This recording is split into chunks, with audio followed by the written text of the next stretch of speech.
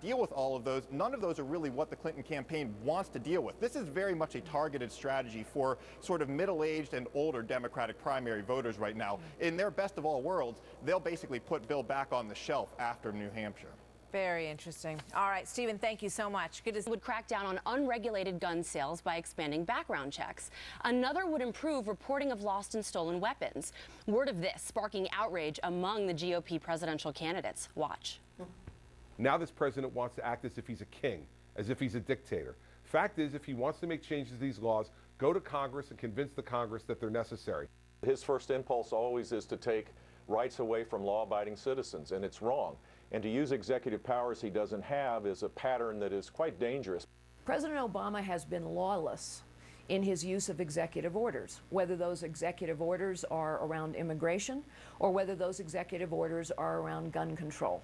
And it is delusional, dangerous, not to mention unconstitutional. I would be rescinding a lot of executive orders that he's done. I mean, the one thing good about executive order, the new president, if he comes in, boom, first day, first hour, first minute, you can rescind that. All right, Congressman, so what do you think? He's meeting with his attorney general to end run you guys in Congress. This is his nature.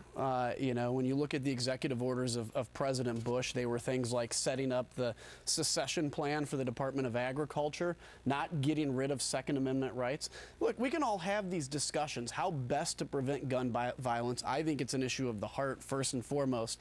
But you have to do it through Congress. I understand Congress is not overly popular right now. I get it. But it doesn't mean that we don't exist. And when you conveniently say we're going to go around Congress, you're throwing out the Constitution of the United States, which is not just a dangerous precedent, it's bad all around. So what are you going to do about it? Because I think that's the biggest question. What are congressional Republicans going to do? Well, I think when it comes down to it, we're probably going to have to take him to court over this, which is what we did with the immigration law, which the court basically upheld in essence, delaying his immigration plans because they've said he's overstepped and it needs more attention. That's probably what's going to happen. We can talk about funding issues we have and things along that line. But you know what, Mr. President, if you're concerned about this, which we're all concerned about gun violence, bring your case to the Congress of the United States. Let us debate it. If you don't agree with the principles, then run against us in 2016. Yeah. Harris, I don't see the courts coming up with an answer in time for this election. Politically, I think this helps the GOP big time because gun voters vote. So I think this, even though it's a legislative, should be a legislative priority, the president, even though he wants to check a legacy box, Harris, I see this backfiring and helping Republicans with turnout. Well, it only helps Republicans if they actually make a stink about it. Right. You know, I mean, we've seen with the things that are stacked up against Hillary Clinton, including the Clinton Foundation monetary trail and all of that, that sometimes Republicans let opportunities go by like this. So it only counts for them if they make it count. But, you know, I look, 229 executive orders actually leaves this president, numbers-wise, falling short behind other presidents who've taken executive action, used executive orders. However, it's been the controversy. Just like Carly Fiorina said, you know, things like the employer mandate on Obamacare and the delay after delay after delay of that, which pushes that down the road and makes employers skittish about hiring, that sort of thing. You can talk in detail about that, Sandra. Same-sex marriage and veterans benefits, not necessarily controversial in terms of his platform and his base, but just not having that conversation before he went on ahead and did it. So there's a long list that people take exception to what he has used that executive authority to do, not how many times he's done it. That's right. And I looked yesterday through a list of Bush's executive orders, and I didn't see all of them, so maybe I'm missing one. But it was things like, okay, we need a secession plan in this department.